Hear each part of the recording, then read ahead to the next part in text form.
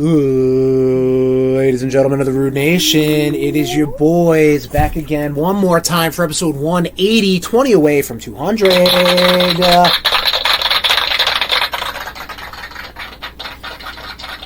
Okay, relax. It is, as of recording, March 3rd, 2025. We've got a big, beautiful day of content ahead of us right now. I said March 8th. Did I say 10th? You said March 3rd. No way to know. You know what? Hang on. All right, I said March 3rd. Yes, I'm sorry. Your apology is accepted. I did say... Okay, thank God. It is March 8th, 2025.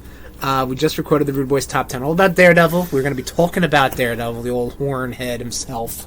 Again, this episode of the RudeBoyz hour plus. We're going to be talking about a lot of stuff. We've got a Spider-Man reacts. We've got some video game talk, some movie talk, some news. But we have these... Oh, Tommy, who's in our mouth? We got some homemade freezer door old fashions straight from Chris's hands. Freezer door too. Also, yes, this is wild turkey. You made them. Wild turkey, turbinado syrup, and we used Angostura and orange bitters. I don't really fuck with orange bitters too much, but let's clink it up.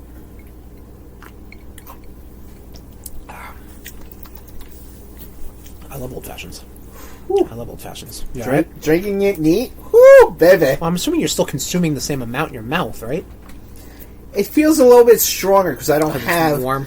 I don't have a lot of the ice. True. To it was chilled. It wasn't a chilled glass. It just, we did record the top 10 without sipping from it yet. But we are ready to sip our drinks. We're ready to get into this episode of the podcast network. The podcast. I just keep wanting to push the podcast network because, Rude Nation, I just want to thank you up front right now after a sip of this delicious amber goodness. It's a good name for a porn star, Amber Goodness. That's like that's a Bond girl name, actually. I don't know. Just rambling Jones over here. This guy has no desire to see James Bond, but he will reference James Bond and talk about it a lot. I can know a lot of James Bond without seeing James Bond. I think you need to watch a few. Listen, I'll do it. I'm not going to do it by myself. I'll just put it that way. I'm not saying you do it by yourself. All right, get this. But Tom, you know me. You know me. I go all in, bro. I go hard. Yeah. I go hard in the paint. We're gonna watch them. We're gonna watch them all. Okay, all 20. Yeah. All right. We'll see you in 2027 when I finally start.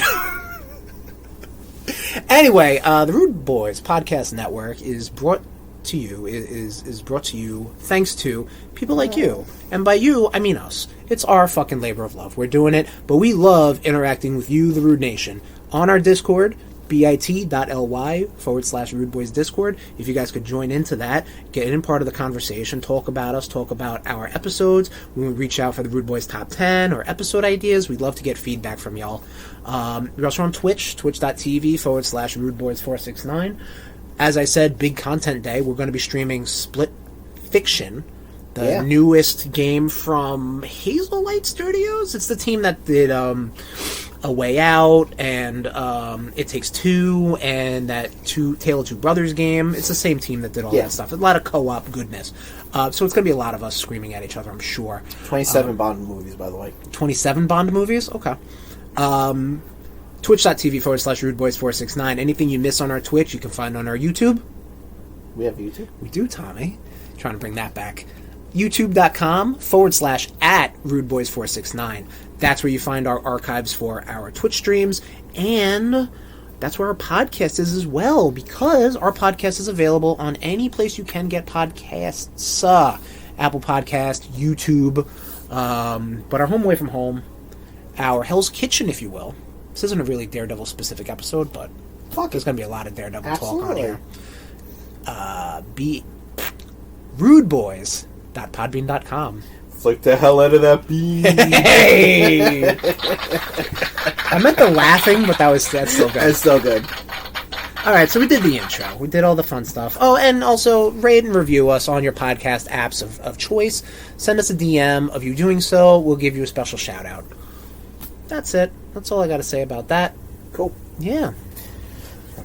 Let's jump into blitzkrieg real quick. We got a few things.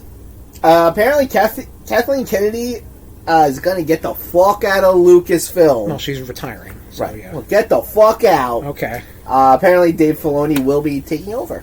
Is that... That is... Yeah, I was seeing that popping up. Which, again, I'm fine with. He's done some good stuff. That Dave Filoni, who's not a phony. He has... I don't know if he's got the business acumen to run an entire... company, so to speak. I think a lot of Kathleen Kennedy. I think a lot of Kathleen Kennedy's stuff is that she, once Marvel was cooking, and Disney was like, "All right, Star Wars, let's go."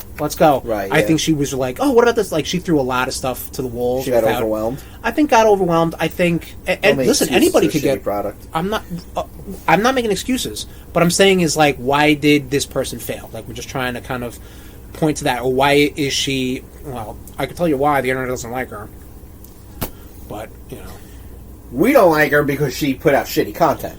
Well, okay, yeah, she signed off on shitty content. I mean, a lot of that is the writers, a lot of that is the idea. Like, don't get me wrong, like under Kathleen Kennedy was also Mandalorian and Andor season 1, and Dave Filoni. Dave Filoni was not he was involved. Yes. Hey, you know what? Also, Jon Favreau wrote Book of Boba Fett. So does anybody want to come to him and be like, "Well, I like Book of Boba Fett"? You do not. I do. You did. Wow, you're gonna tell me what I like? You didn't like it originally, though. Huh? You thought it was like you were like.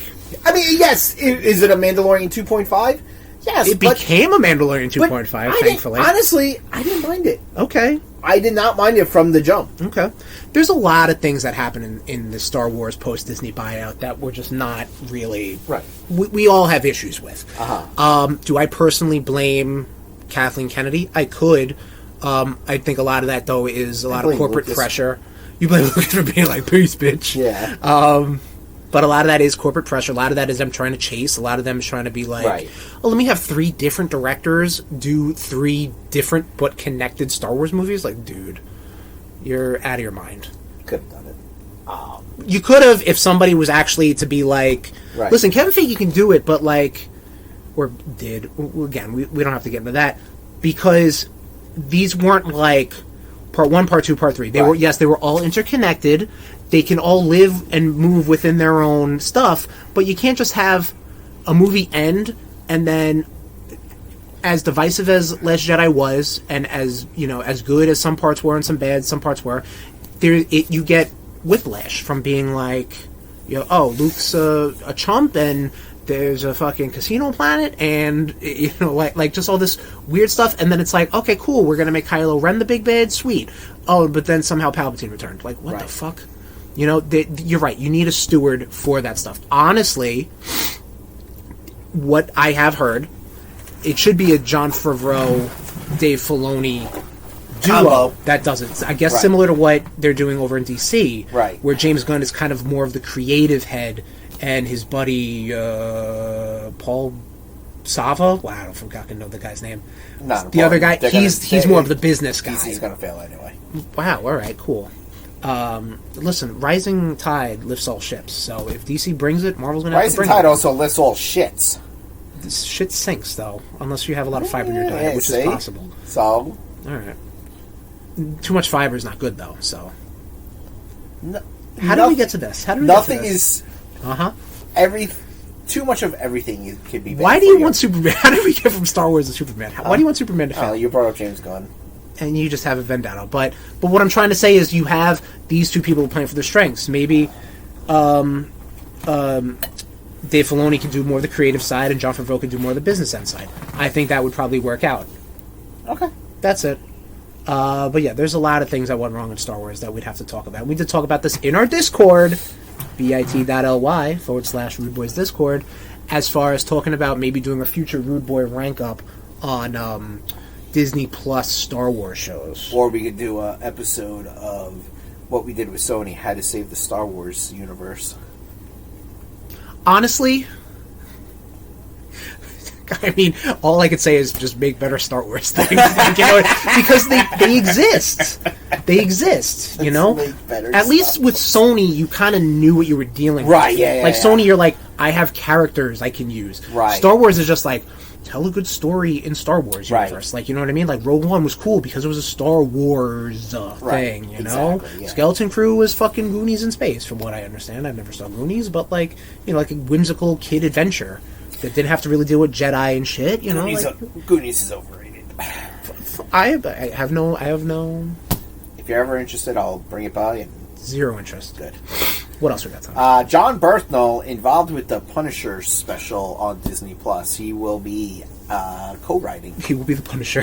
But yeah, so John Berthnell is coming back. If it wasn't seen or it's not a spoiler. He was pretty much announced. He's in one of the trailers. He's in the trailers. I think this is a good idea. We were talking about this as far as the output that Marvel has done. You never need a show starring the Punisher. Correct. He can be a side character, or it can be a one-off. It can be like one of these special events, or special features that they do. I'm cool with that.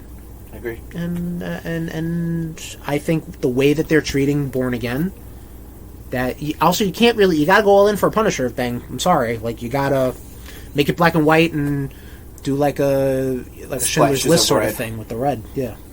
Not like that. I'm sorry, artistically. Never seen the movie. Oh, okay. Well, apparently it's like that. Yeah. Yeah. Schindler's List fucked me up. So did you see it or did you not see it? I watched part of it. I never actually watched it all. Okay. Like, yeah, it's just too depressing. Yeah. No, I mean, like, I try to bring happiness into my life. Okay. Like doing this podcast. Yeah. Well, fuck Rob Liefeld and fuck Bo DiMaggio. They both fucking were on. I saw they were both on Twitter and they were both fucking yapping and ripping into like Marvel. Rob Liefeld still has a vendetta because he wasn't invited to the Deadpool after party. Bo DiMaggio, we know he's a fucking clown. So you have a problem with people getting butthurt about people that wronged them in the past? Yeah, but Bo DiMaggio has wronged people. Allegedly, everything was alleged. We don't know 100% about anything that happened. That dude just looks like a piece of shit. Wow. Okay. So you're being judgmental based on a person's image. Rob Life. How about the content he creates? Okay. You're wearing an X-Men 97 shirt. I am. All right. I like the X-Men. I don't like him. Okay. There's a fucking difference. Okay. So you can separate the art from the artist. Sometimes.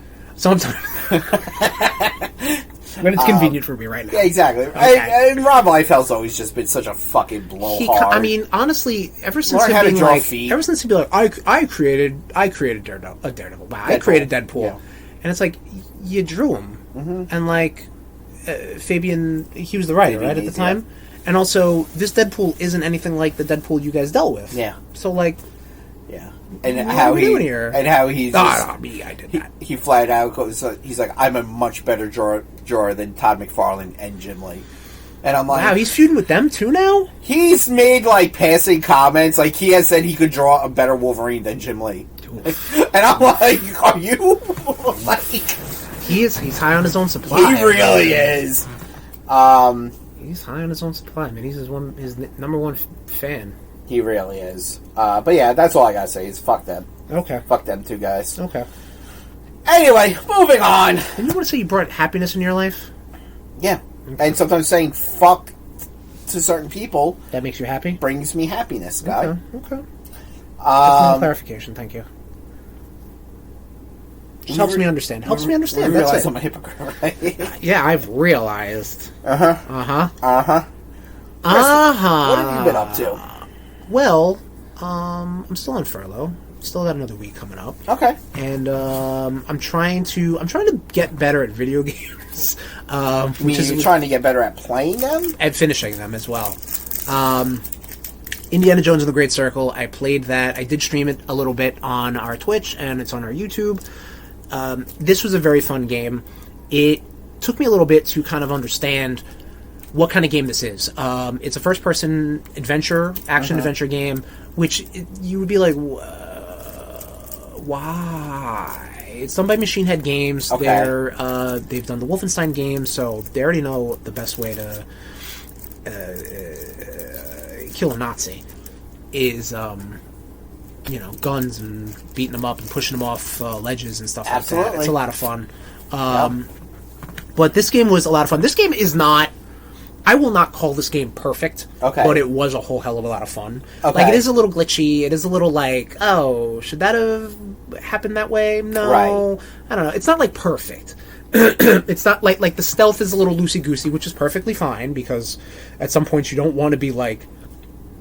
A game like this shouldn't be full-on stealth. You should be able to be like, oh, I'm going to, you know, hunch over there and, you know, they won't see me. Or I'll just duck and then they won't see me. Stealth for chumps. No, I get that. Unless I'm playing like a Metal Gear or a Splinter Cell, then like, okay, I'm in to play stealth. Or even like Batman. Like Batman, like, all right, I want to be stealthy for a bit, and then it's time to fight some goons. But then, you know, you got Metal Gear and Splinter Cell, and you're like, I have a gun. Why do I have a gun if I have to be stealthy? No. Just in case. I don't give a shit. Right. Then also don't give me a fucking AK-47. You don't have to use these things. You know that, right? That's the choice. Oh, that's the choice you're making. Just like how I don't have to use the C4 that they give me. Well, because you're a sociopath. That's why. No, I like to make games fun. I think games are fun, and this game is fun. Play a Metal Gear game? I'm sure I would. I would probably jump off a bridge watching you play a game like that. We may have to do because I've watched you play Batman sometimes, and I'm like, "What are you doing, Tom?" We may have to do a streaming of me playing a Metal Gear game with you guiding me. Might have got a Metal Gear Solid Delta coming out this year, so maybe that's a good game. That's gonna be tough for you. I don't know. It's not as rigid. You need a rigid Metal Gear. Listen, you little waterhead. It's gonna be a little rough. You need a rigid because that game's got like camo system and this and that. Like, I don't know about this one. But anyway, Indiana Jones and the Great Circle is a fun game. Nice. What helped me understand it was how it emulates the Indiana Jones style, which helped because we did rewatch Raiders of the Lost Ark recently as well, which we'll talk about later down the road. Yeah. The combat in this game is so very stage combat. Like, it is very much like, wait for the guy to punch, duck, punch, you know, like, grab a chair and smash it over him, and grab the whip and scare the dog. Like, it's so, like, it's so very... Silly. Yeah. It's not like, it's not overly silly, but it's silly. You know what I mean? And it's like, that's fine. I like that stuff, you know what I mean? There's even, like, a perk where... If you fall in battle, you can try to get your hat, and when you get your hat, you know, you get like a whole little cutscene where he puts the hat back on and gets right back to it, you know, and it's like, it's so stupid, so but it's Indiana so Jones. fun. It's so Indiana Jones, exactly. Yeah. Troy Baker does an amazing job at portraying a young Harrison Ford. Thank you again for helping to announce the Rudies, Mr. Baker. I think you did a great job. You sounded a little nasally at the time when you were trying to portray me, but I mean, whatever. Just, you know, I'll give you notes for the next year. But this was a lot of fun. This kind of got me back into the idea of Indiana Jones. Again, Indiana Jones, I would have put up there with James Bond. I'm like, yeah. Are you a fan? You know, like, I enjoy it. But I'm excited. I want to get all in. Like I said, I'm all in. Nice. All in, Tommy. You want to just keep going, or do you want to bounce off? I mean, we could bounce off. How do we do this again? It's almost 200 episodes. Huh? What have you been playing? You played a little game called Blade Chimera, which really should have been a game club because you loved it too. I played it after you finished it. Yeah, so you loved it as well. Oh yeah, I fucking devoured that game. Nice. Like, it's just the music, the style, like, was just the story. Like, holy shit! Very well done. That story just like went places. I was like, what the fuck? That last boss battle was such a pain in the ass. Beautifully done. I would love more of this. Yes. Well, the company that puts this out apparently has some very good games with very good pixel art. But obviously this is their newest one and the best one. Yeah. So, but it's like, if we're not going to get more Castlevania, give me more of this. Like, yeah, I mean, listen, Metroidvanias are a thing that's out there. Yeah, and I've dabbled. You know, like you had the Bloodstained and obviously Metroid games and the Ori games. Hollow Knight never really hit for me. I don't know. It just felt a little too slow. Prince of Persia was good. You might want to borrow that. Did you try that out at all, Prince of Persia? And the Lost Crown? The one that came out last year.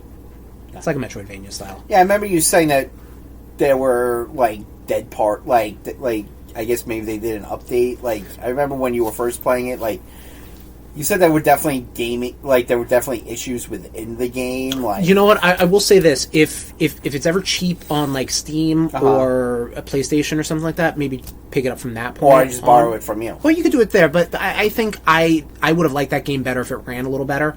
And I don't think Switch was really the place for that.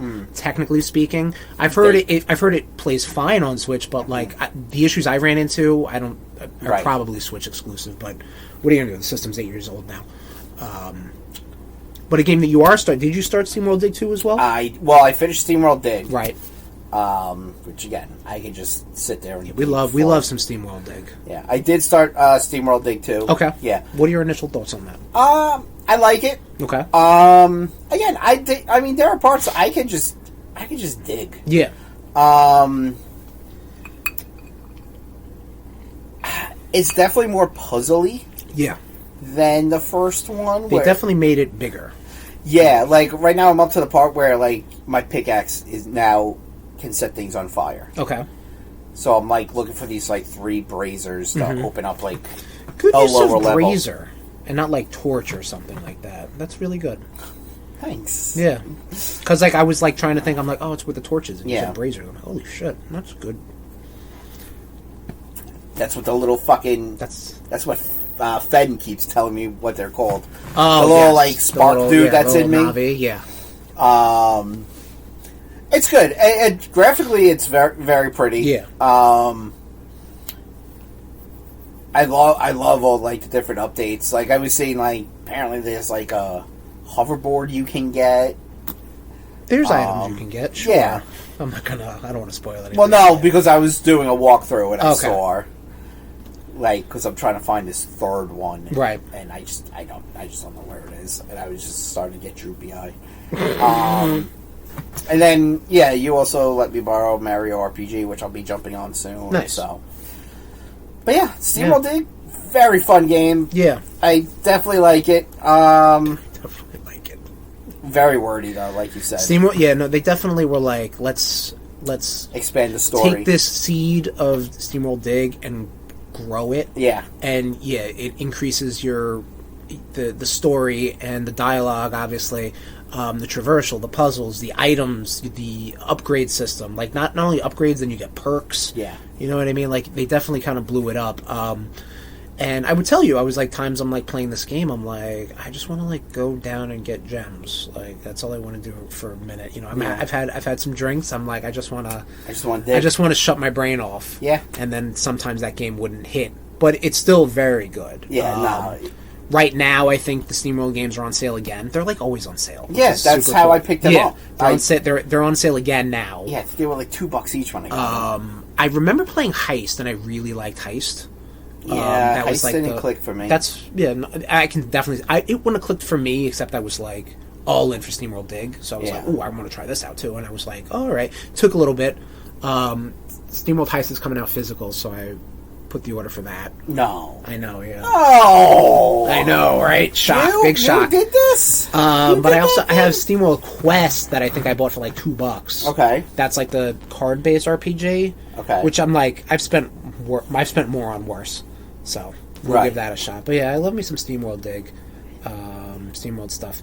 That's all I've been playing. What else? Well, another indie darling that was sweeping the nation last year came out to Xbox Game Pass. I'm talking about Balatro.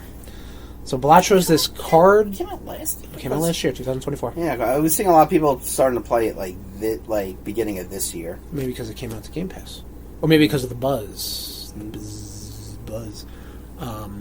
Balatro is... It's like roguelike poker. Yeah. And I don't know how I feel about that. Because I get to a point, Tom, especially with roguelikes. Let's take Hades. Hades was our game of the year it came out. There is always going to be a certain level of progression even after you die.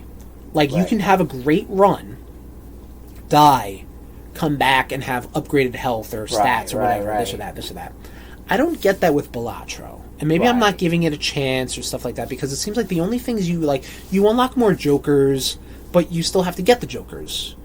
And you can unlock different decks, but that deck only affects your one run. Right.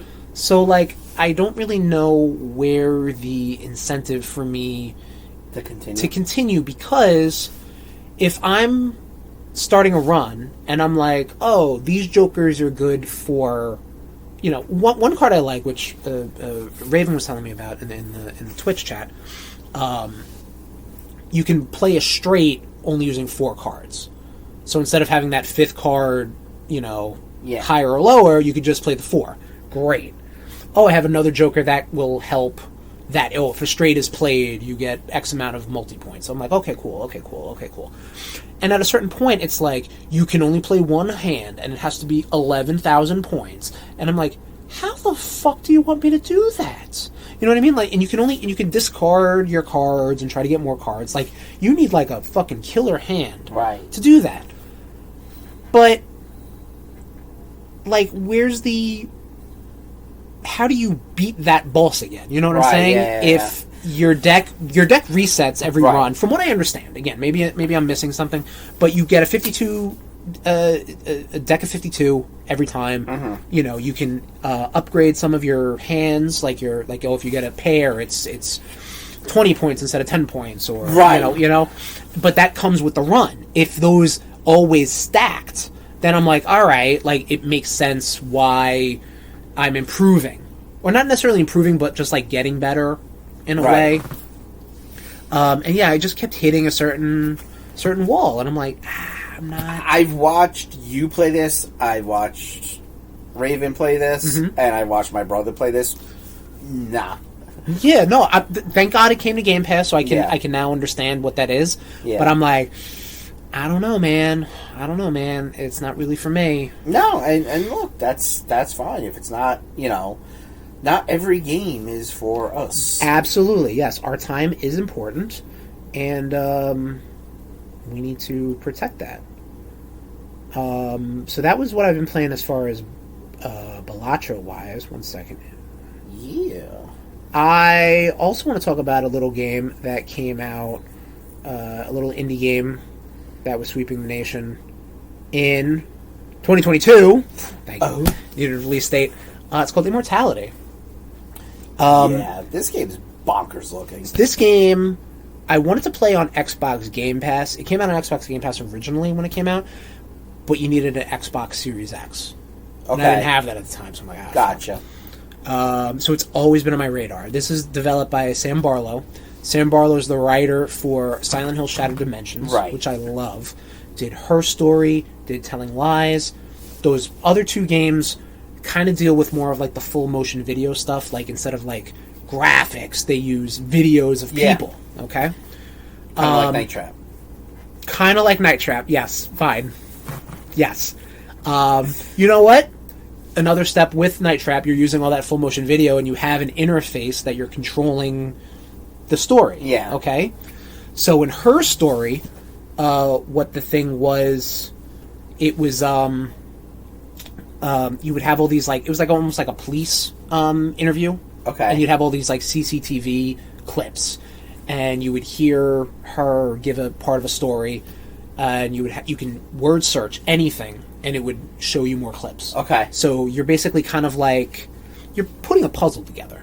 You know, but instead of like randomly taking puzzle pieces, you're like, all right, give me another red piece. All right, this goes here, and you know, you're kind of doing it without knowing the full picture. Bless you. Thank you. Oh, fuck me. So Immortality is available free through Netflix, on your phone or on your iPad or tablet or whatever. I was recommended to play it with a controller, and thank God I did, because the way that Immortality works is that the premise is this actress, Marissa Marcel, was going to be like the next big thing in like the late 60s. She was in a movie that was like a religious timepiece movie, didn't get released. She went to like a murdery early 70s art movie, wasn't released. Okay. Disappeared for a bit, was going to come back, to like another like a 90s noir style movie. Wasn't released. Also wasn't released. What happened with Marissa Marcel? She sounds like the problem. Well, I don't want to... She's obviously the link between all three movies. So you get a clip of a movie, you watch it, and you can use your cursor to click a thing in... you can click like one of the slates. Right. And then it shows you another slate. You can click an actor. It brings you to that actor. Like, but it's a little random, but it's your job to kind of like understand what's happening. What the fuck's going on. Yes, correct. In addition, when there's something notable, and I don't want to spoil this really for anybody, if you have access to play it, I would say give it a shot. If this sounds at least interesting, check it out. Your controller will vibrate when something's amiss. Okay. And you can use your control stick to, fast forward or rewind. And when you rewind, you might see something a little different or something, and that leads to like this overall narrative. Like in your mind, you have three movies you're trying to piece together. In addition to like, all right, what's like the interactions between like, all right, this guy was the director of photography in this movie, and now he's the director in this movie, and maybe they have some sort of relation now, and now he's directing her comeback. So like, what happened in those years and after? Like, you're trying to like, it's very well done. And I think there's like this big Bible that this guy wrote where he's like, this is how the characters operate. And then it's like, all right, now let's make a movie out of this. Let's make a movie out of that. Like, it sounds bonkers. It's bonkers. It's scary. For me, like, not jump scary, but very creepy at points. Unsettling. You're like, unsettling is like, I would get like goosebumps when the controller would vibrate because I'm like, oh no. Oh no. I don't want to do this. I did finish it. I want to go back and get all the clippies and stuff, all the trophies, and I would definitely want to check that out. But I mean, that's all I've been playing, man. I've been gushing about immortality. You have. Yeah. I'm gonna take a second. I'm gonna take a break for a real quick minute, and we're back, everybody. Thanks for joining us again on the RudeBoyz episode 180. I'm sitting here. Well, take it easy. I'm sitting here with Tom. Yeah. We've got some more beverages on the deck right now. We got more refills. And we're talking about what we've been watching. Been up to. Yeah. What we've been watching. We talked about our video games. Yeah. What have you been watching, Tommy?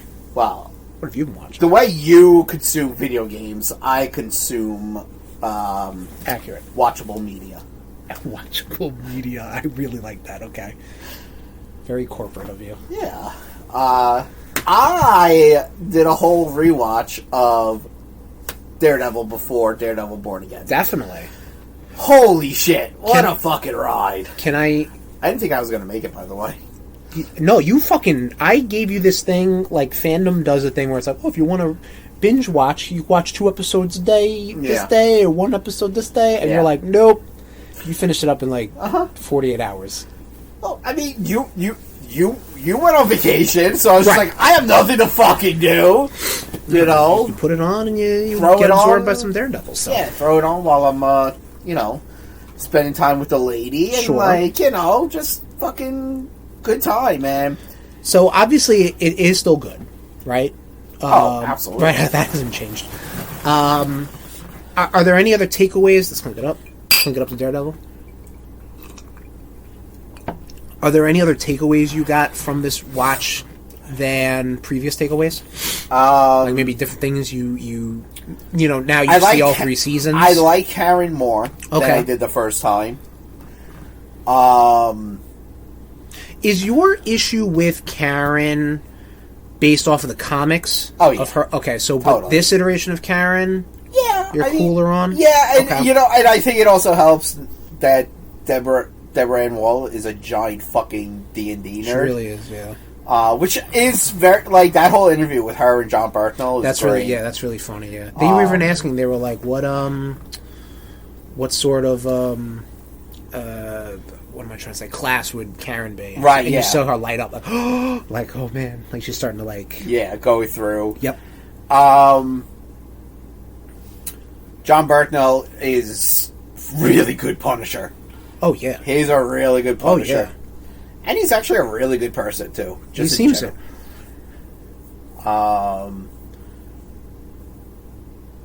related to Kurt Angle. Yes, he is. Which I love. Charlie Cox, fantastic. I do like Vincent D'Onofrio's Kingpin. The memes. But those are fucking fantastic. Some guy just being like, this painting reminds me of my childhood. I loved Michael Clark Duncan's version of him. Well, we were talking about that when we were watching it on air, and maybe we did talk about that in our previously recorded reacts. But it's like two different. He was more of the like he was like Vincent D'Onofrio's Kingpin is. He's a businessman. Yeah. Yes. Michael Clark Duncan, R.I.P. Like, was just like such a. I would have loved to have seen his Kingpin versus Charlie Cox's Daredevil. Like, I think that would have been wow. Yes. Yeah. The girl who plays Elektra, I didn't like her the first time because I was like, I don't know, but like this time I was Jennifer like, Garner, right? No, I'm kidding. No, Elodie. I can't remember her last name. No way just to know. The fact that you got that far, Tom. I'll look it up. Go ahead. Okay. But this time around, I was just like, God damn, no, she plays the part of Elektra really well. And I thought so. And even how they retconned her origin, though, too. How she wasn't straight up like the daughter of like a diplomat. Yeah. Like she was adopted by a diplomat and his wife because they couldn't have kids. Who, oh, by the way, Stick fucking set that up. Elodie Young. That's her name. She was also in I think the second G.I. Joe movie. G.I. Joe Retaliation? Yeah. Jesus Christ, okay. I only know that because Raven told me. Oh, okay. That's the only reason I know that. Gotcha. See, I listen, love. Now this is going to be a test to see if she listens. Yeah. She's in D13? Huh? There's a movie that, like, I think I owned for a long time. District 13. Oh. Like the one with the aliens?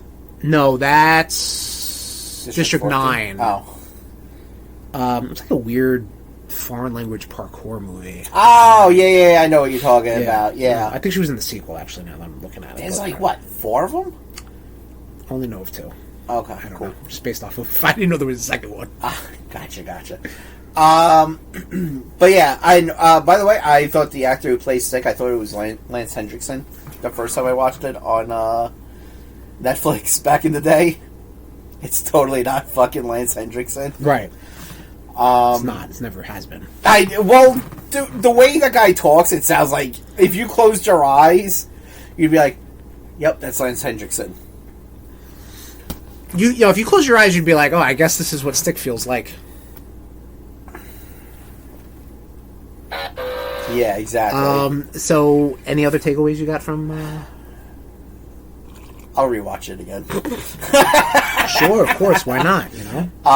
Really fucking good. Like... Yeah. I would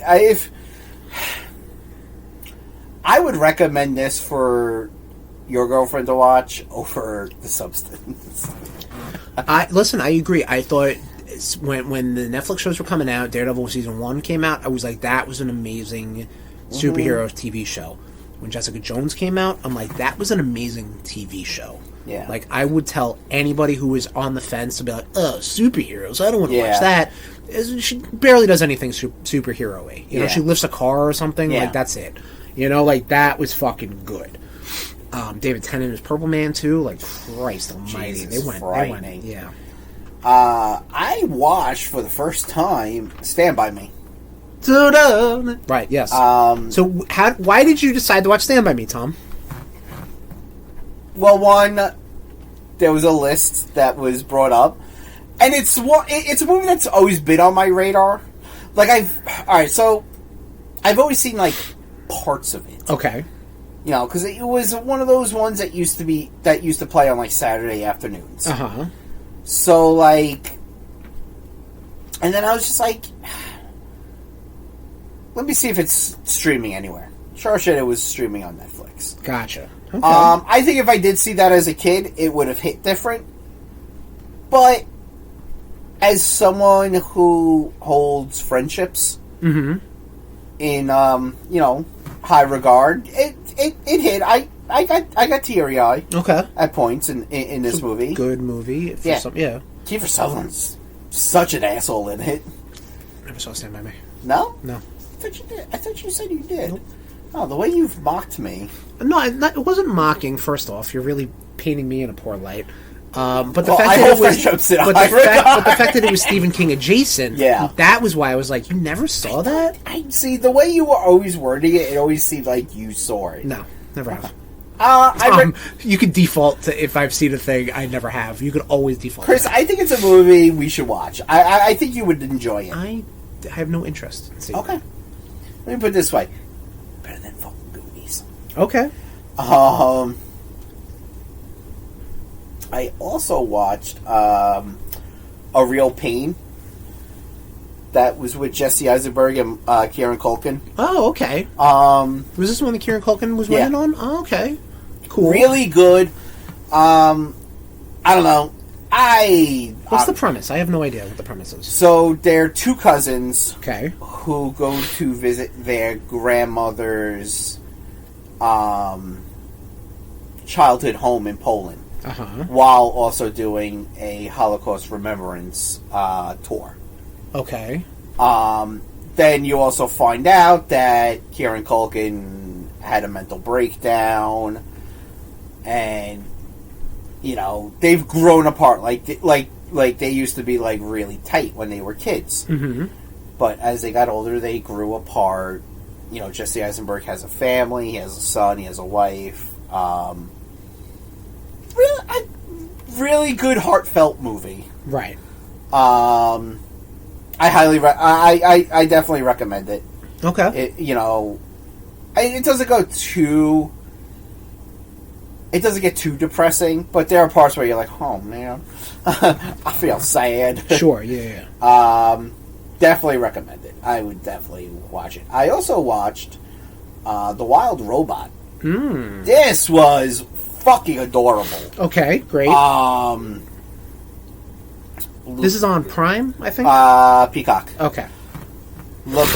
Lupita Nyong, who played Nakia in Black Panther. Yep. She, come on, fact check me. Okay. At this point, I can't give any pronunciation I know of right now, so I'm not going to try to give you a pronunciation I don't know of. Why are you going to flip me off? Of course I can. Alright. I don't want to talk too much about it because I know it is on my. That's on my radar. I know that's animated on your radar. Flicks are on my radar. That and Flow. Yeah, I'm definitely. That and Flow. Hustle and Flow. 3-6 Mafia won a Academy Award off of that movie. Hustle and Flow. For the record, also happy belated 3-6 Mafia Day. Because it's 3/8, so that was 2 days ago. 3/6. Yeah. Yeah. I think you would watch. I think we should watch Iron Giant. If I watch Stand By Me, you should watch Iron Giant. Oh, we can have a big old cry fest. I've never had anything, which is fine. Everybody, real men cry. Yeah. Except for Chris. I cry. I cry plenty. Emotional robot. You didn't even cry during Endgame. Oh, because is that the benchmark? That's the benchmark. All right, maybe I'm just more emotionally adjusted than you. I don't know what to tell you. Wow. It's a good moment. I'm not gonna lie with that. We're good friends. Great friends. We're gonna make each other cry. We're gonna break each other's spirits. No, it's not that like I've ever been like, oh fuck Iron Giant. I just never saw it. Yeah, exactly. Yeah. Same thing with me with Goonies. Like it just never happened. Exactly. So yeah, I don't want to say too much about Wild Robot because I know it's on your radar. Yes. Also watched Nosferatu. This I really enjoyed the fuck out of. Now was it? How do I put this? Was it better than the movie before it, Nosferatu 1? No. Yeah, exactly. Tom, I'll lean into it. You don't have to help me lean into it. I got this. It's a joke about numbers. Yeah. It's not funny. It's a statement about numbers. Very good. I enjoyed the fuck out of this movie. Now, I know you were a little hurt about not seeing it in theaters. Yeah, just never got around to it. Do you think you would have enjoyed it more in theaters? I think so. No, I think... No? Okay. It's just... It's one of those movies... You didn't need to see it in theaters. It was fine watching it. Gotcha. Like, the way I watched it. Gotcha. Okay. Nice. Bill Skarsgård was good. Sure. Johnny Depp's daughter was great. Her name is Lily Depp. Huh? Her name is Lily Depp. Lily Rose Depp. All right, I'm not that. You know, I don't know her middle name, Tom. I'm sorry, I didn't. Willem Dafoe. Willem Dafoe. And Lex Luthor. Not Gene Hackman. R.I.P. R.I.P. Gene Hackman. Rest in power, Gene Hackman. Yes, rest in power. Gene Hackman. Rest in power, George Lowe, too, by the way. Yes. Voice of Space Ghost. Which? Jesse Eisenberg, Lex Luthor? Oh, Brandon Ruth. Oh, Nicholas Hoult. Brandon Ruth. Brandon Routh was Superman. Oh, wow. Nicholas Hoult.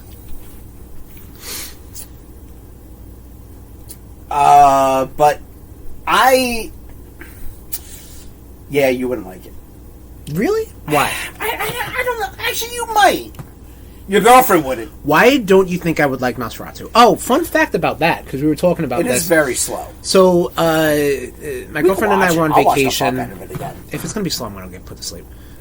That's what I'm saying. Oh. My girlfriend and I were on vacation. We noticed that Nosferatu was on Peacock, and she was like, oh, I'm interested in that. And I'm like, okay, because if it's anything I know off of the first Nosferatu, which I've never seen either, the original, the first vampire movie, there's a certain amount of, maybe she just appreciates that, maybe she thinks it might not be scary because it's more of a, this was a thing, right? Like it's elevated to be like there's no scare, jump scares, or that shit. You know what I mean? Like she likes good movies. Yeah. If they have creepy elements, she's fine with that.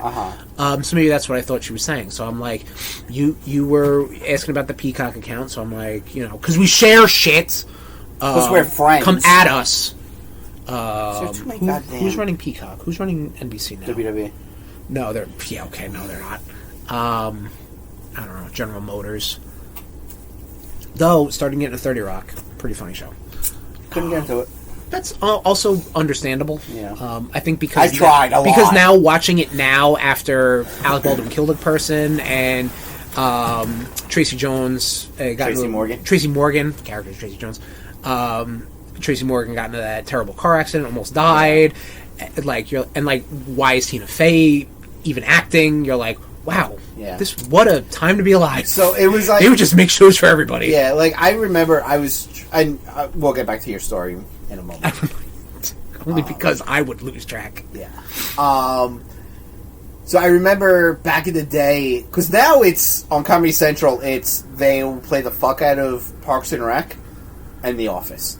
Yeah, sure. Now, back in the day, they used to play the fuck out of Scrubs and 30 Rock. Yeah. And I would watch... I always caught Scrubs, hence my, I'm over Scrubs. See, and that's how I felt... That's how I feel with 30 Rock. Right. I did have a sex dream with Carla once. Carla, not Elliot. Yeah, no. Very, very, okay, this is what I'm into, apparently. Both, apparently that's what my subconscious is telling me. Both fucking very attractive. Oh, absolutely, women. Yes. Absolutely. But again, I'm not a fan of Scrubs, and that happens still. Yeah. I'm like, oh, all right. Scrubs is fun.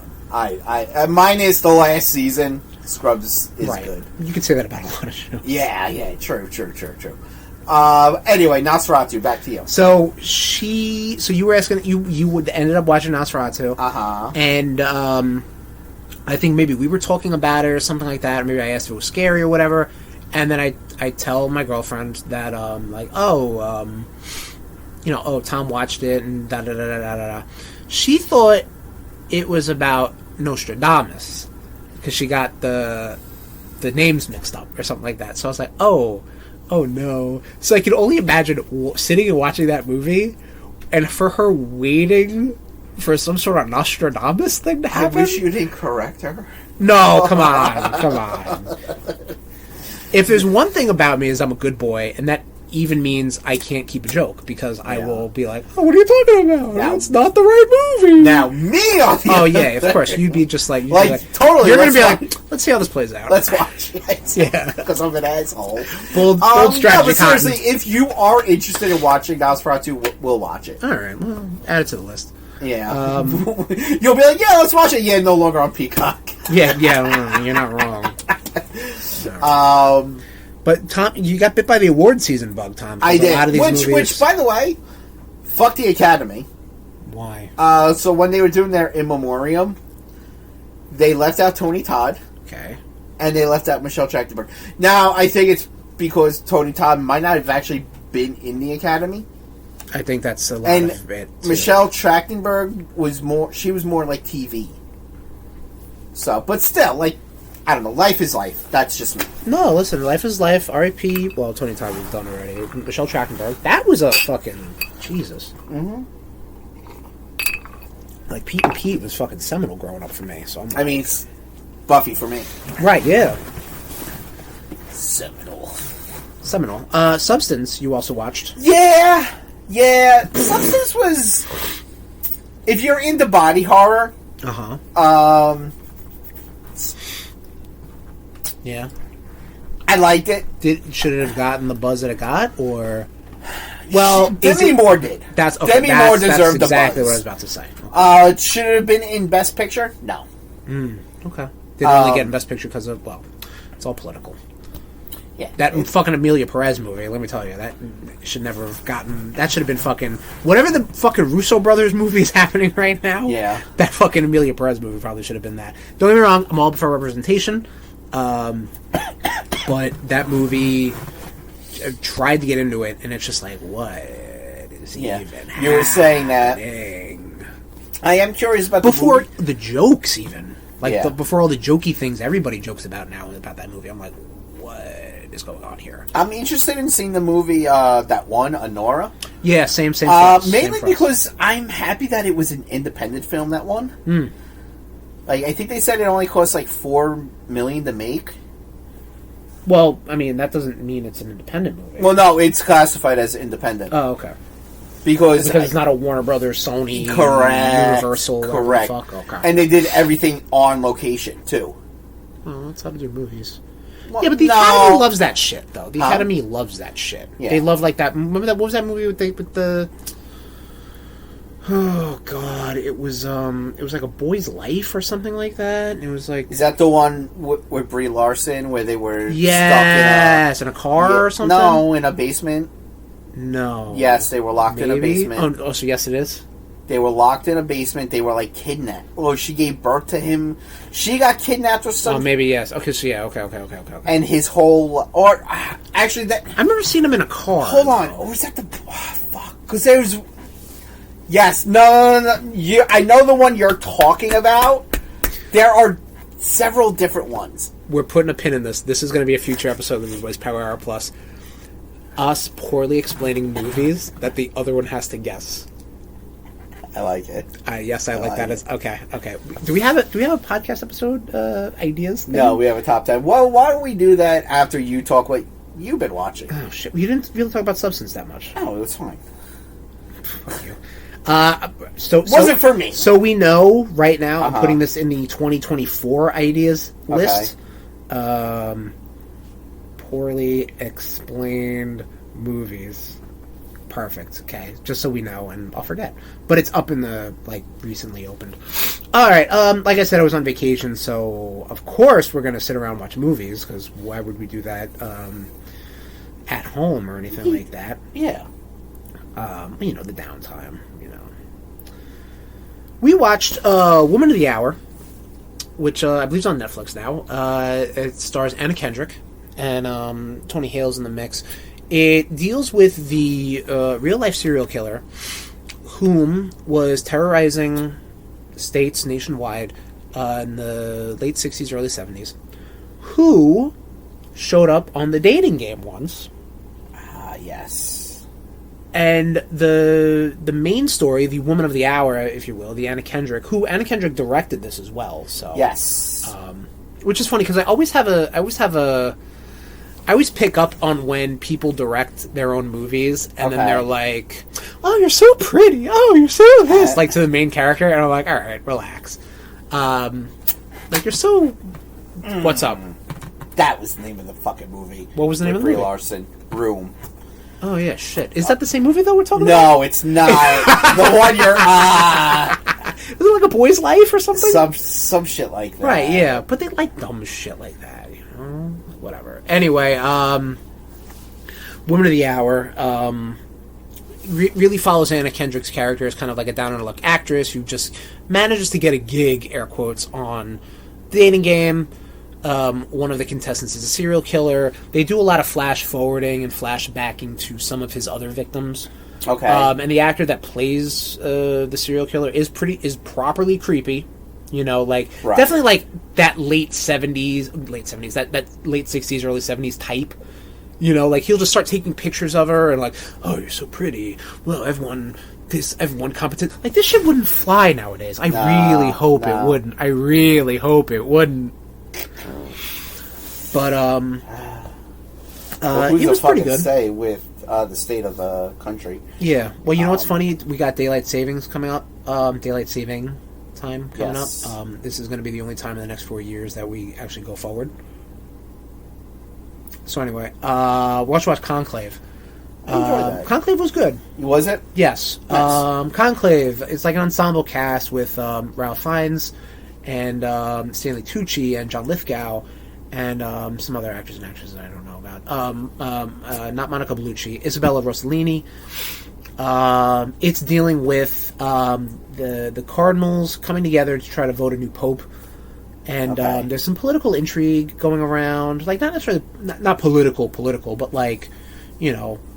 Why does this one gotta win, and why does that one gotta win, and stuff like that. And it kind of was like... It was interesting, you know? From somebody who doesn't know shit about shit. Like, basically, Pope dies... They vote a new pope. That's it. Pope dies. New pope. New pope. Pope dies. New pope. That could have been a good title if it wasn't for the pope being really sick nowadays, which hopefully he's still alive by the time this episode comes out. That's all. You know, that's all I know about it. But it really deals kind of like the wheelings and dealings. Right. And Ralph Fiennes does a good job. And Ralph Fiennes is great at what he does. Stanley Tucci also. Stanley Tucci, I think, is underrated. What do you think? The Tooch, yeah. The Tooch. The Tooch. Tooch is loose, baby. That's a good title. I don't know. We also had the other idea of White Tiger Deep Dive. Deep Dive on White Tiger, yeah. Yeah, Deep Dive on White Tiger. 1 second. How do you even spell Tucci? Isn't it T-U-U-C-I? T-U-C-C-I. T-double-C-I. Mm-hmm. That's not going to translate well in words. Huh? Like, spelling it out, they're going to be like, the tuck is loose? They're not going to get it. By they, I mean the smart, intelligent RudeNation. Conclave, good. Woman of the Hour was fine. Let's do some RudeBoyz reacts, Tommy. Yeah! 2 shows ended. Well, not ended, but 2 shows we want to talk about. 1 show ended. Well, yes, that's why I redacted that. Yeah. I don't remember how we... Because we pre-recorded our Daredevil Born Again reacts. So I don't recall if we don't have to go too deep into it. Deep. Well, we're not gonna, because I'm gonna put that in later. Mm-hmm. But I guess we'll talk about Friendly Neighborhood Spider-Man first. So spoiler alert for Friendly Neighborhood Spider-Man and Daredevil Born Again in a little bit, once I put that into there. I thought Friendly Neighborhood Spider-Man, he's so friendly. He pats you on the head. I really liked it. I think the last 3 or 4 episodes definitely was like, oh, here we go. That's the way it goes. Yeah, no, correct. Yeah. What are your initial thoughts on? Hated the theme music. The theme song. Okay, yes. We did talk about this, I think. Probably. Probably after the premiere. I talk a lot. You talk too much. Well, don't do like a pros and cons, because we'll do what we like, what we didn't like. So. Oh. All right, well, thanks we're evolving. Thanks for warning me, pal. Yeah, exactly. So that's why I said, give me your overall, like, generally, how did you feel about it? Okay, cool. Yeah. Our history with animated Spider-Man shows, obviously Spider-Man the Animated Series, right? I think I speak for both of us. Yes. Wow, speaking for me now. Great. Tom, have you seen Spider-Man the Animated Series? Yeah. Okay, cool. So allow me to speak for us. Yeah. Fucking great. What else, like, new animated series? Spider-Man? Did you watch all of Unlimited Spider-Man? I couldn't. Too boring for me. Too boring. Was that the one where he worked with, like, Luke Cage, White Tiger, and... No, that's Ultimate Spider-Man? No, or Marvel Spider-Man? No, that's not Spectacular. I know what you're talking about. That one I liked. Spectacular Spider-Man I did like. I never finished it, though. Right. I have all the things on... Because it was on streaming, and then they pulled it. But I have it on Blu-ray. Yeah. Well, you now have... It's a hurdle. Well, yeah. I now have... You're right. Thanks to Tom, I have the CGI MTV continuation. Which is not good. The best thing to come out of that is Neil Patrick Harris voicing Amazing Spider-Man in Shattered Dimensions. I'll give you that. Yeah. But I think... What other animated Spider-Man have you watched any of the Amazing Friends or the 67? Or... Oh, Amazing Friends, absolutely. Okay. Like I watched the fuck out of that. So that was in syndication when I was when I was a young warthog. So, though, would it be safe to say, would your favorite Spider-Man cartoon be the animated series? Absolutely. Could this be your second favorite? It could as of right now. It could be. I'm in the same ballpark. It's cut better. I'm in the same. It's what? Cut better than the animated series. What do you mean cut better? You know the animated series, like they would just recycle scenes. See, you're not wrong, but I'm not. I remember rewatching that. Oh, I know. Year. It's just something fun to like. Oh yeah, you know, poke fun at. Even in season 1, it was ridiculous. Yeah. Like you introduce the Hobgoblin, so you see that classic pumpkin bomb explosion, and then every time there's an explosion, you'll see that. Fun fact: you can watch. I think it's the Insidious 6 second episode, which is a lot of S's. Okay. Where they're trying to chase Spider-Man, who is right now doesn't have his powers because he's having a crisis in his powers. I know, Peter Parker with a crisis. You see him chased through a warehouse and a laboratory and like a weird and like. What the fuck? And you're like, is all this here? They're just constantly reusing stuff, but whatever. I would like to. This is definitely top 3 animated. Because Spectacular Spider-Man, yes, I'm going to put an asterisk in because I did like it. I just didn't finish it. What about Ultimate Spider-Man? See, Ultimate and Marvel Spider-Man, like both of them are like those seemed interchangeable to me. One of them was really goofball. Well, Ultimate Spider-Man was like supposed to be Spider-Man 2099. Unlimited. Unlimited, I meant Unlimited. I didn't finish. No, I said that. You said you didn't finish Spectacular. No, I said I didn't finish that. I said I couldn't finish Unlimited. I'm not going to rewind it. We're past that. Yeah, doesn't matter. I'm telling you right now. I'm pretty sure you're wrong. I'm pretty sure you're wrong. Again, it's like the Billy Kidman shit from before. Oh, you did say Billy Kidman. Why would I say Billy Kidman? Why would you say March 3rd? God damn it. You've been watching too much Daredevil. I got lawyered right there. I think I need a bailout. Ooh, that's a good sequel title. I think I need a bailout. I will never forget when I hit that. Fucking, you're gonna need a bailout. Should I spell Bale Bale? Absolutely. Okay, that's what I figured. That's a callback to the real members of the RudeNation out there. Oh man. High as fuck. But so Friendly Neighborhood Spider-Man. The voice cast I'm not too keen on, except for Norman. I think Norman does a great job. Yes, I think he does great. I want him as our MCU Norman. I think the rest of the voice cast is fine. Sounds like they're trying a little too hard to be like the kid who is voicing Peter and Spider-Man. He's trying a little too hard to do Tom Holland. Well, again, I'm sure that's the direction they're given. But, I get it. Whatever. It's I'm not. I don't hear it, but I'm also like, whatever. It's fine. You know. I did like seeing. Fucking woke this show, Mo. Let me tell you. Oh yeah, this kid's also a clown. Again, I think a lot of the I think they pull out. It just is what it is. Yeah. You know, and again, we've ranted about this last time, but like, you know, you can have a female Kurt Connors, like, who cares? Yeah. Like, who gives? You can have a black Norman Osborn. It doesn't matter unless the race ties. Listen, this is my thoughts on the matter. Mm-hmm. Unless race really ties in, race or ethnicity, if that really ties into that character's core, okay, then you have a reason. Or if you give me good enough reason to kind of tell the same story but different. You know how like people were saying because we've been so removed from World War II and the Holocaust that to do X-Men now, you would need a black Magneto and Professor X because it's more of a civil rights thing. You know, because like they want to take the tragedies and the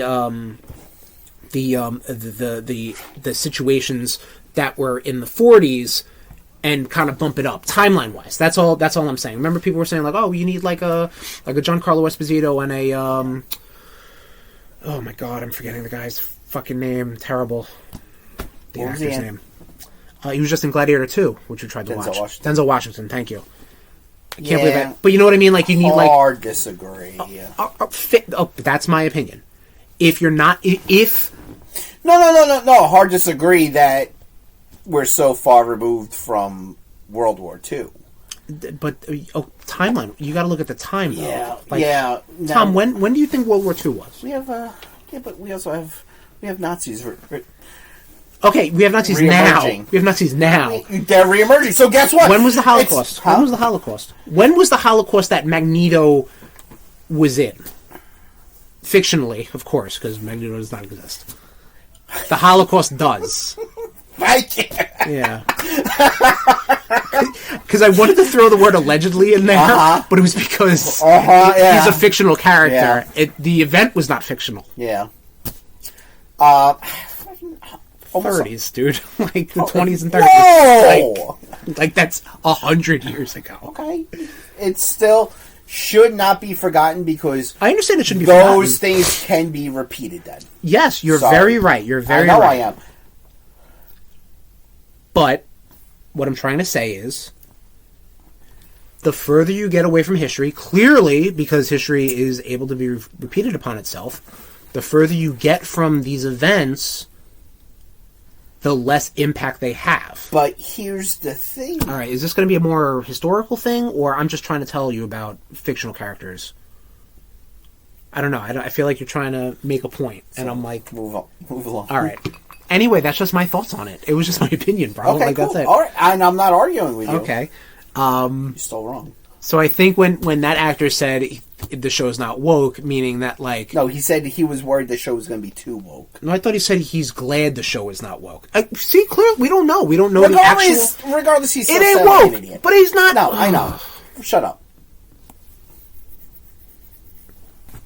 Head scratching. That's what that was. That whole... He's not a Vodamayo, okay? Oh my god. So you have a lot of like... Hate? Yes! I know. Give in to your... Yeah. You'd feel so much better if you just gave in to the hate. No. And just let it what does flow the hate do? Out. Because you're not bottling it up then. But I have nothing to bottle up. I give it up. I give it away. I'm like Ultra Instinct Goku. Give it away, give it away now. Give it away, give it away, give it away now. Wow, way to quote a pedophile.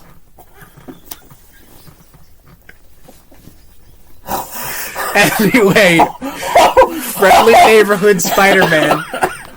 Really good show. Was not expecting it. Really good show. Really good show. Really good show.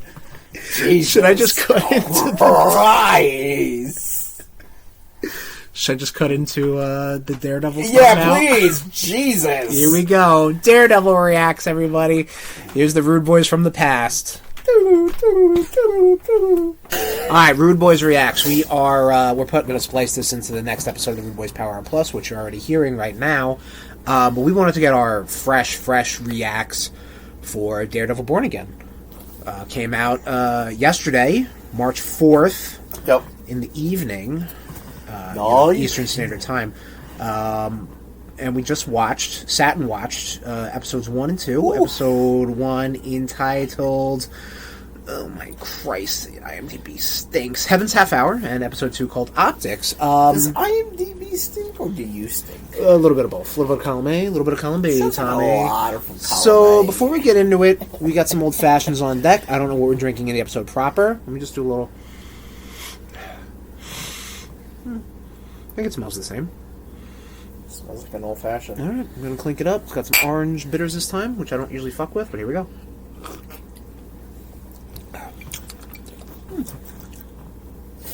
I like citrus stuff. Right. I can eat the fuck and drink the fuck out of citrus stuff all the time. Okay. So this might be right up your alley. This is tasty. That's why I was saying when you were making this one, I was just like, let's try the lemon. We will have to try the lemon at some point. Yeah, or maybe just a regular ass old fashioned we'll make. Regular ass old smoky lemon old fashioned. So Daredevil, we've done episodes. We've done RudeBoyz Go to the Movies. We got a RudeBoyz Top 10 for Daredevil this month. We like him. Think so. Maybe he might not be our our top boy, but he's definitely consistently a boy. I'd say he's probably top 3. I would say top 3. Yeah. I would say Spider-Man, Wolverine, Daredevil. For you? Marvel? For the show. Okay. For the podcast. To me, he's probably top 2. Because I can see how Wolverine would fit into your... Yeah. I will always work Wolverine in there. Sure, I totally understand that. But we are... have been very hyped for Daredevil Born Again. It was in the hype episode. You don't sound so hyped about it. I don't? No. Well, I'm a very reserved human being, Tom. I don't get emotional. I don't get excited too You're much. You're a fool. All right. See, that's your emotion at play right now, my friend. I'm a cool customer. I'm cool as a cucumber, right? Yeah, you like your cucumbers. You like them the long way. You like them for the shape, from what I understand. Rectally. Anyway, Daredevil Born Again. Listen. So I think, fucking good. I think when Marvel Studios got Daredevil back, and then we got him in No Way Home, Matt Murdock, and then we got Kingpin and Daredevil in Hawkeye and Echo, here and there, and a little bit anyway. And She-Hulk, thank you. Super cool. Can't wait. When they were talking about Born Again, and then they were like, we're basically rebooting Daredevil. And I was like, nah, I don't know. So you did binge watch all 3 seasons prior to watching Born Again. I did. That show, I mean, listen, I've only seen each season once. I think they're stellar. Don't get me wrong. This is my 3rd time. This is your 3rd time watching through? Nice. Yeah. I think they're absolutely stellar. One of the best things Marvel, well, television-wise, has done. Yeah. And now this is shaping up to be really just as good. Yeah, and this has because of it needed that weight the Netflix show did. Yeah, like you needed the cast. Like Vincent D'Onofrio has gone on to interviews saying as such. Like they asked him about like how was it creatively before they did this, and he was like, "It's not. It was fine. It just wasn't the same." And you needed the same thing. You needed the vibe, the cast. You needed all those people to kind of carry forward. We aren't seeing a whole lot of them, which is probably for the point. Daredevil? Well, definitely not Daredevil yet, but I mean, as far as I guess there's going to be spoilers. We're just going to have to say, 2 hours too bad, 2 days too bad right now. Not even 2 days, but it'll be a week too bad. It might be a week too bad. Everybody, just go watch Daredevil. Fast forward to the next thing because there are going to be spoilers abound. Yeah. As far as we knew, Vincent D'Onofrio was going to be up in the mix. Obviously, we knew Charlie Cox was going to be up in the mix, and then some new cast members, like with the gentleman being White Tiger and the gentleman being Muse, and the new love interest for Matt. But not a lot of Deborah Ann Wolf. She seemed to have, at least for now, in the first 2 episodes. Wool, sorry. And obviously not Alana Foggy. Yeah. But, which is very confusing to me, because I thought, unless there's going to be more flashbacks or something, because I thought, I don't know. I don't know. I don't know. I mean, listen, these aren't spoilers, they're just headlines I'm reading, like, from the reporter. So, like, alright, I guess... So them going with this character, Muse, is very... Because he's such a new character. Like, he was such a new villain for Daredevil. Well, I don't... Like Daredevil's rogues... Especially for a rebooted... Bullseye. You got Bullseye. Okay. Done. Elektra. Done. Who else? Buzzsaw Billy. Buzzsaw Billy, Berserker. there you go. Stuntman, the Owl. So we really didn't get... Okay. So the dude in seasons 1 and 2, who's like the other businessman that was working with Fisk. Yeah. Right. They mentioned his son. I was like, yo, could we see his son show up as like the Owl? Like, that would be pretty fucking cool to see. Right. I mean, we technically already kind of got Nuke. I want to say Jessica Jones. I believe so, right? Wasn't Typhoid Mary supposedly in one of these shows, too? So Typhoid Mary apparently was Jessica Jones' friend. Okay. Even though... I don't remember if I even saw Season 2 of Jessica Jones. Even though her friend in the comics was supposed to be Hellcat. That I know, yes. Yeah. But they definitely kind of made her... Or did they have a separate character for Typhoid Mary? Regardless, there was like a Typhoid Mary type of character. Sure. Gotcha. Which would actually be very cool to see, because that's who... Well, she was a mutant, so maybe they couldn't use her. Currently is in the comics married to Wilson Fisk. Yes. Which is why he was allowed on Krakoa. Right. Which doesn't mean shit anymore. Top 10 people you didn't want on Krakoa. Probably that's. I mean, you could vent all you want about Krakoa, but the fact of the matter is they were trying to be a more accepting, open mutant-dom this time. But that's neither here nor there. I like so far with these first 2 episodes of Born Again. Mm-hmm. We're not seeing a lot of Daredevil. Yes, this is your when you play a Metroid game and you lose all your powers. Like this is how they're doing that. This is how they're teasing the balls to. Yeah, this is when you go to fight death in Symphony of the Night and you lose all of your shit. Oh, well, yeah, you run into death. Yeah, exactly. I just said that. Well, you didn't fight him. You just run into him.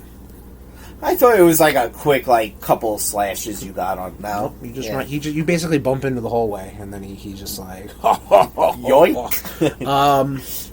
Yeah, I think I'll definitely have to come back to this idea once the show is over. But I think that scene we get in the beginning, which maybe will be a little light with spoilers for now, and then we'll get heavy into it. Was like this is how we wrap up that Netflix stuff. Yeah. And now, exactly, and then Matt's in a new firm, and Fisk is mayor, and, there's new love interests and stuff like that. And, from what I understand, the actress who was Vanessa in the Netflix shows was originally not casted. Now she's cast. And so I think these are potentially reshoots with that actress. Not entirely too sure. Maybe that's why we don't see a lot of Vanessa. Yeah. According to Rob Crybaby Liefeld, he's saying that, this was... before the overhaul, this was going to be a comedy. Which, I mean, don't get me wrong, I'm sure people were afraid of that. I can only take everything this fucking asshole says with such a grain of salt, which we will be talking about on the episode proper. Or we probably already have. Unless I can talk about Rob Liefeld better. Huh? Unless I could talk about Rob Liefeld better. Well, the best is him and that douche douche nozzle. Save that for. Sorry, save it for the episode prior. All right. Fucking freedom of speech. It's not freedom of speech. I just don't want to hear it twice. Well, you will. I know. I just don't want to hear it on air twice. How about that? Well, you will. Right. Good thing you don't have the power of editing. I don't want to edit. That's the thing. So, Heaven's Half Hour, episode 1, great kickoff season. Yeah.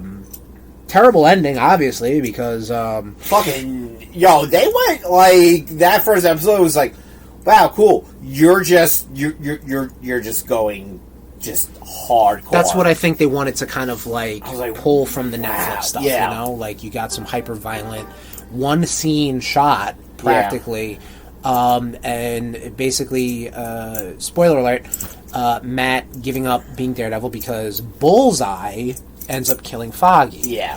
We were talking about this off air, and you just rewatched everything. Poindexter didn't know that it wasn't a hit against Foggy, it doesn't seem, or a hit against Matt, aka Daredevil.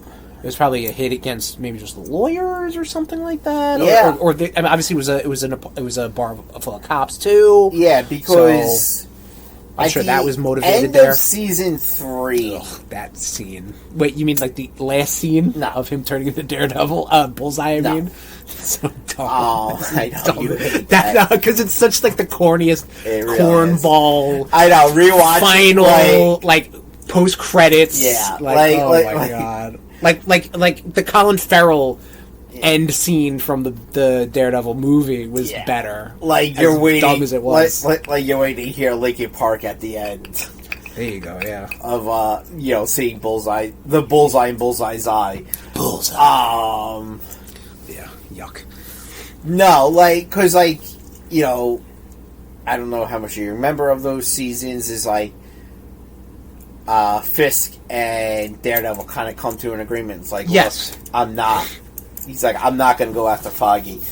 But, like, Yeah, I basically, don't come after my people, I won't come after your people. Exactly. Bullseye's a little bit of a psycho. Oh, yeah, no shit. So, he could have done that on his own. That's what I think he definitely did. Yeah. I don't think... To kind of prove his loyalty to Fisk. Fisk is, for better or worse, he is a man of his word. Yes, and I think that's what's really good about that character, is that he's fallible, even though he's a fucking asshole. He is very much like... Maybe to a lesser extent, how Oz was in The Penguin. Because obviously he was... Well, I mean, he was not a man of his word. He was just trying to make... Who, Oz? Oz, yeah. Oh, yeah, He was fucking wheeling and dealing everybody. I was in Penguin was such a piece of garbage. Oh, sure, yeah. But that was what was good about him. Yeah. But, like...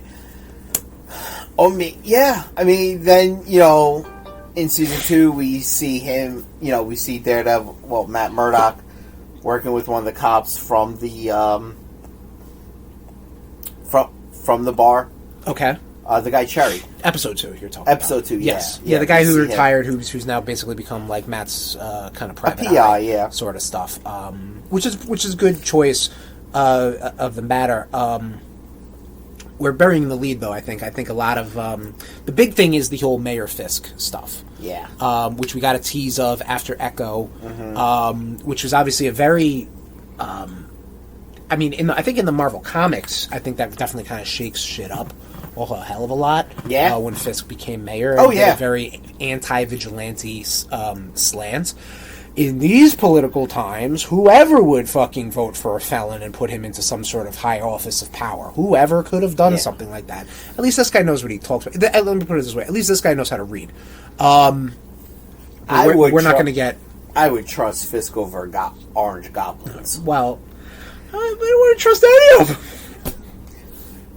I would trust Fisk, yeah, I guess so. I would trust Doom. No, well, I mean, Doom would rule to be as a benevolent ruler as possible. Yeah.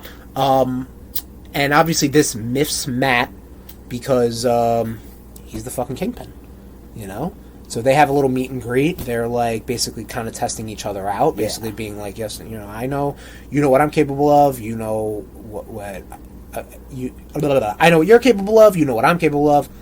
We're just going to try to stay in each other's lane, and they're not. They're definitely not. They're going to both do shenanigans on each side. We're not going to see Matt suit up until fully suit. Like we saw him suit up episode 1, right? Which again was we're not seeing him suit up again until I'm going to say at least episode 5 or 6. Well, at the end of episode 2, we got Matt back. So basically, a year has passed. Yeah. Between between Foggy's death and I guess the time period that this is taking place in Born Again. That's what I said. A year has passed. Take it easy. Okay. So this seems to be the first time he's actually getting his physical aggression out, which is good. With two cops who apparently have Punisher tattoos. Right. Which, guess what, everybody? That's not a good guy to be fucking idolizing, you fucking spuds. Is that a slur? Is spud a slur? No, I just wasn't expecting Neither was I. that word, and I love it. You fucking spuds. You fucking spuds. Love it. Oh, that's good. That's good shit. Such good shit. So yeah, in the comics, I believe there was a group called the Punisher Corps, who were like, they were like vigilantes who would wear like the Punisher like skull, and then eventually Frank Castle comes there. He goes like, no. Like, the fact that Frank Castle has to rein your ass in. Well, even like so the scene I was thinking of when basically one of the cops goes to Punisher and he's just like, yo, check this out, I got your tattoo, and then he basically like, or like he does something and then Punisher's like, bro, if you want someone to idolize, fucking idolize Captain America. Like, get the fuck away from me. Yeah. Like, I'm doing the shit so that's you don't have to. That's in the comics. Yeah, I mean, maybe they did it in season 2. I don't fucking know. I don't fucking care. Punisher should have never been a leading man, though we will talk about some Punisher stuff in the episode if we haven't already. So he's got to deal with some dirty cops. Yeah. Get his little aggression out, which is cool, like we like that stuff. I don't think they're dirty cops, they're just... They were trying to kill a witness! That's pretty dirty. Well, they're... A-cab, Tom. Huh? A-cab. Huh? A-cab, Tom. A-cab. All cops are bad. Oh. No, okay, I'm not going to say they're dirty. I'm going to say... Okay. I can react how I react. I'm not trying to interrupt you, but... They're unnecessarily violent towards someone who they believe is in the wrong. Which is much like what the Punisher does. Sure, okay. That's how they're justifying it. Absolutely. Is the cops... I don't think they're corrupt. I don't think the cops are corrupt. Oh, I'm sorry they're not corrupt. They're still evil. How about that? Like, they're not on the tape. They went to kill a man. Yes. In cold blood. Yes. Okay, but I'm sure that maybe they're doing it for funsies. I don't care. They're still dirty cops. I'm sorry, dirty doesn't mean like, See, when I hear dirty cops... Fiscally irresponsible. I mean they're on the tape. That's what I hear. Tomato. Turns out, guess what? All cops are bad. Yeah, I don't know what's up with the sounds, the levels. The fucking goddamn. I'm like, not even that loud either. So yeah, that should be interesting. I have a feeling Punisher has nothing to do with these. Oh, absolutely not. No, absolutely not. It's like I mentioned. Like, they're basically like, oh yeah, you're a vigilante I can get behind. Like, you shouldn't be getting behind any vigilante, especially if you're a man. If you are to uphold the law. Again, this is like a Captain America ideal, where like Captain America would have voted for Trump. Like, absolutely not, because he has a certain ideal. Punisher has a certain ideal. I don't even think Punisher would have voted for Trump. No, absolutely not. He hates fucking rapists. Well, he's been arrested several times. I don't think he can vote. Well, I mean, as far as we know, the current administration might have voted for him. Yeah, fair. I'm sure they'll come to a scene where they might be like, "Hey, fucking don't. What is wrong with you?" And we know John Barnthal's upcoming in this season, so that's cool.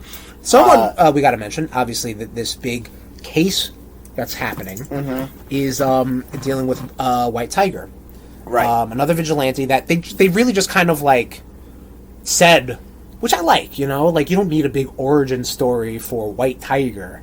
In the first scene or the first part of episode 1, you were like, oh yeah, White Tiger's vigilante, blah blah blah. Like, he's established, done. Also, I don't think it's the guy who's in jail. I think he's covering for his wife. Maybe. Because every time I've seen White Tiger, it's always been a woman. I think the first White Tiger was a dude. Was it? Okay. I think it's one of those things. Again, and then, it's White Tiger. I don't fucking... I don't deep dive on White Tiger. Deep dive on White Tiger. Sorry, I'm gonna have to save that for the episode title. But yeah, so you're gonna have to go back to this and possibly listen. Nope, I'm gonna write it in the notes right now. But the fact of the matter is that White Tiger was trying to save some guy from getting beaten up, who he does. In the what happens in the outcome is a police officer falls into the tracks, and now the gentleman who plays White Tiger, whom has passed, so rest in power. He is now being charged as killing a cop, and then once you get that going, then like Cherry was saying to White Tiger's wife, is that once that machine starts rolling, there's no stopping it. Right. So Matt's got to work extra hard to do the right thing, which is what Matt Murdock does. Yeah. So that Catholic guilt. The old Catholic guilt. We do get to see Fisk pulling some kingpin shit. Yes. No, you need that. So, he goes to the cop's funeral. Yeah. And the commissioner's just like, yeah, we'll have a meeting after the funeral. Yeah. And then the commissioner comes in and, Kingpin blackmailing. Yeah. When the commissioner wanted to quit. He's like, oh, overtime? Nope. Yeah. Basically, you're going to work for me with less than what you have, and you're gonna do it. That's some kingpin shit. He didn't fucking he basically was like, listen, I got eyes on your family. You're staying, and your illegitimate family. Well, I don't think it was illegitimate. I don't know. Fisk said I don't think he wanted them in the public eye. That's the thing.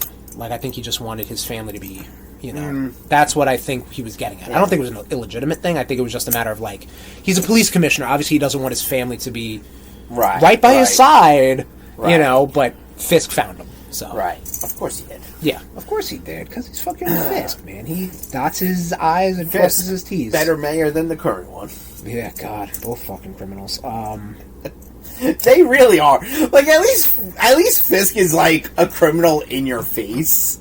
I don't want any criminals. Hey, look. I'd rather have... how about no criminals? How about that? How about no criminals? Wouldn't that be a good idea? Is that realistic? No. But guess what? Uh-huh. If I'm gonna have a criminal, I'd rather him be in my... never mind. All right.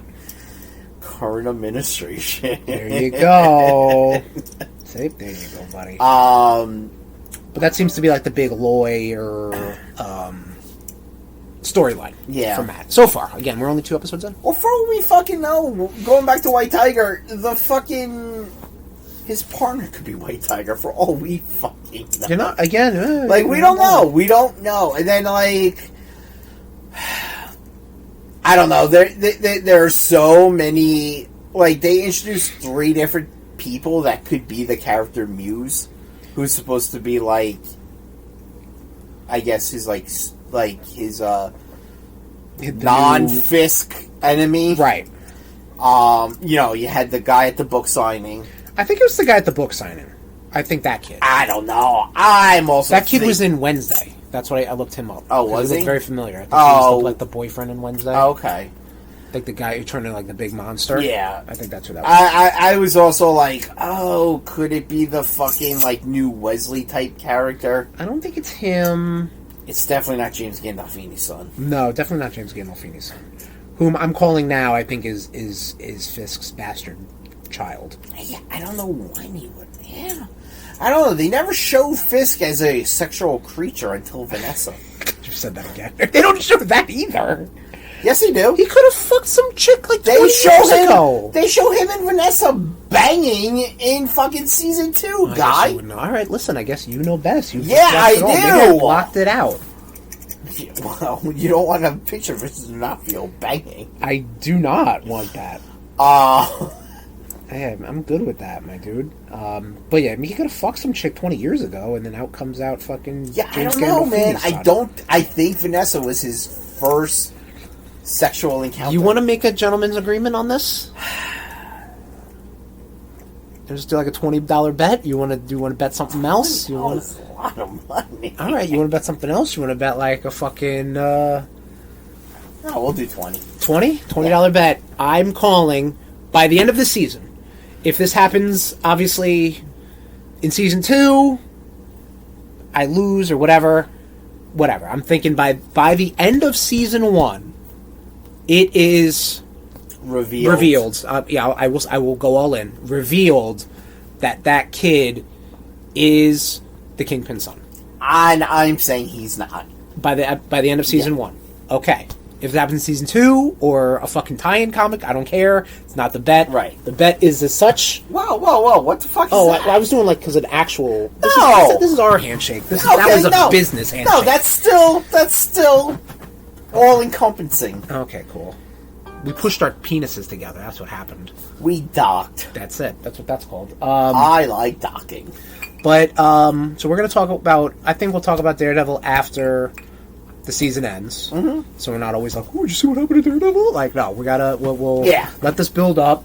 They're doing build me up, buttercup. They're doing the weekly thing. Except for on I think March 25th. But we are very excited. It's gonna be a long haul, baby. I'm here. Excuse me. And I hope each episode is just as long. Yeah, hour long, and like 59 minutes or something. Yeah, yeah. I mean, it would take away a couple minutes from intro. I mean, I think the Netflix ones were like 40, 45 minutes. Yeah. Which I'm fine with. Yeah. A little too long. I don't know. I think the Netflix stuff was a little more like they really tuned up the drama. And maybe I'm just excited to see these characters like rolling now. You know what I mean? Man. Like, see, Kingpin, they're all in the MCU now. Yeah, they already mentioned sort of Spider-Man a little bit. I know, and I really. So, I do know that they're talking about bringing back the Defender characters. Right. I don't bring them back this season. I think they'll get teased. I think you might get a cameo. I think we'll get a cameo with Jessica Jones.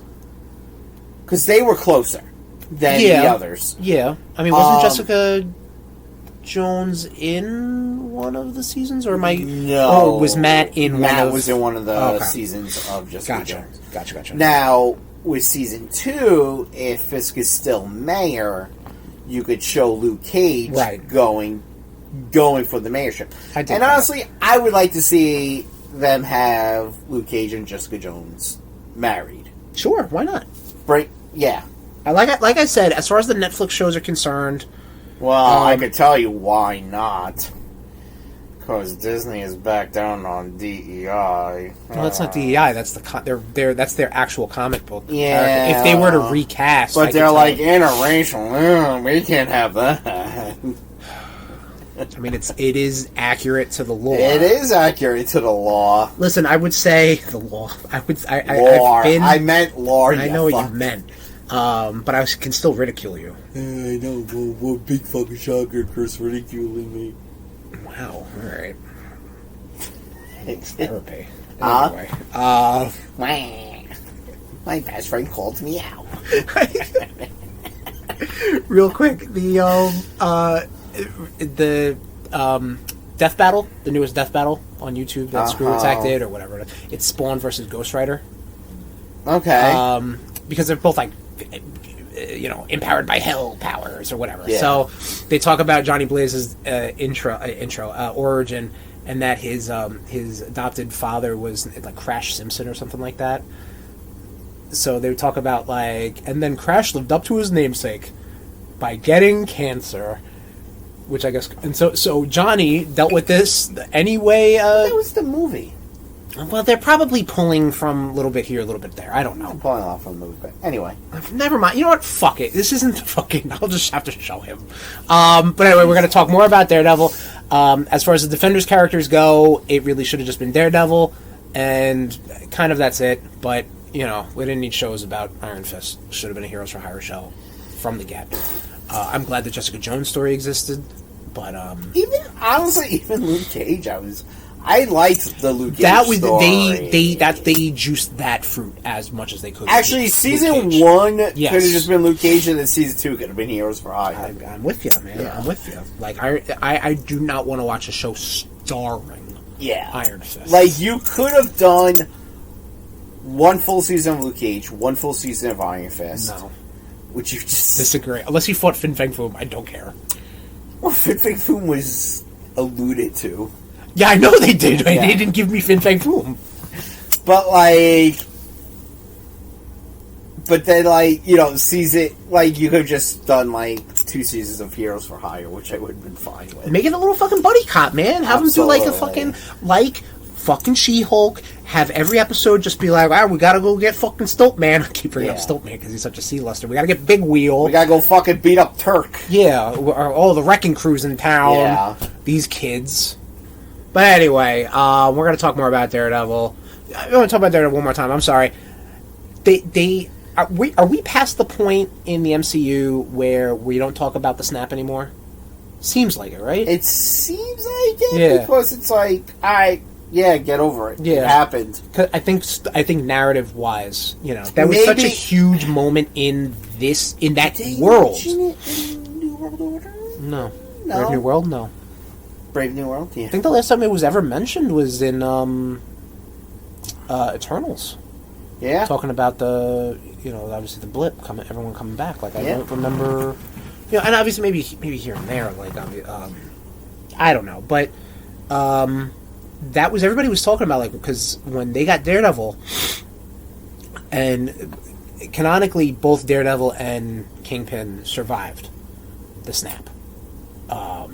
What happened to everybody else, I don't know. People were saying, like, what kind of scene would it be if Daredevil was out doing his vigilante stuff, and then all of a sudden, like, where'd everybody go? Yeah. You know what I mean? Like, it'd be interesting to see a street-level character, what was going on at that point. Or, you know what I mean? Or if he got snapped. I literally just said, canonically, he survived the snap. Who said that? It's out there. It's because I guess once Matt Murdock was in the MCU via No Way Home, everyone was like, "Oh, Kevin Feige, did he survive? Did he survive?" And he probably said yes. He obviously said yes because that's what they say happened. That ruins my joke. Well, good. Goodbye. That's been our reacts. Nope, it's ruined. And we're back. Thanks, guys. Let me just write that. Hour 9. Yes. So, we watched a lot of stuff. We liked a lot of stuff. We did, yes. We'll probably be watching more stuff, playing more stuff. Doing more stuff. Yeah, we got a whole bunch of RudeBoyz to go to the movies on deck. Yeah. Tom, you lived them already. It's okay. You don't have to go back. Except, we're looking at Craven right there. I was at a restaurant this week, and they had Venom: The Last Dance on, and I was just like, oh. I've never seen this movie. Kind of, sort of, vaguely, no. one part of your brain was, hey, I saw this. This is a classic. The other part is like, totally forgot that fucking, what's his nuts? Kirk Connors was in that. Yeah, he was the hippie. Yeah, I know. He's in it too much. I remember that. He's like, why are you still here? Like, I thought this was just a fun, like silly cameo. And I don't even think he's, like, Kurt or whatever. Like, he's not, like, a variant. I think he's just that actor playing somebody different. He had one arm, though, right? I don't think so. No, we didn't know. Tom, I saw the movie once. You saw it twice. No, I barely saw it twice. I don't want to go back and watch it. Well, I may have to. No, don't. Anyway. No, don't. Listen, we might have to do a fucking Sony postmortem, because after we do... Well, we got Morbius, which was fine. What? Baron Mordo was in it? Remember when I was... Baron Mordo was in it, yeah. Remember when I was saying that... he played a character named Martin. Yeah, that's right there, Mordo. It's right there. No, Ray Fiennes. Oh. Ralph Fiennes. Right, whatever. The fucking... Kirk Connors. Yeah, not Kirk Connors. Reese Eden, whatever it is, yeah. When I was saying in the RudeBoyz Top 10 about when Matt Murdock showed up in No Way Home, spoiler alert for RudeBoyz Top 10. how Sony took the opportunity and actually did something good with it. Yeah. A lot of that is probably at Marvel Studios. Mm-hmm. The opposite is said for Madam Web. Like you had the opportunity, then you just sort of like... We will... I'm going to go that way. I'm going to go that way. We will constantly shit on Madam Web any chance we get. It's just like... It's not even worth it. It's like... It's just like... It's like...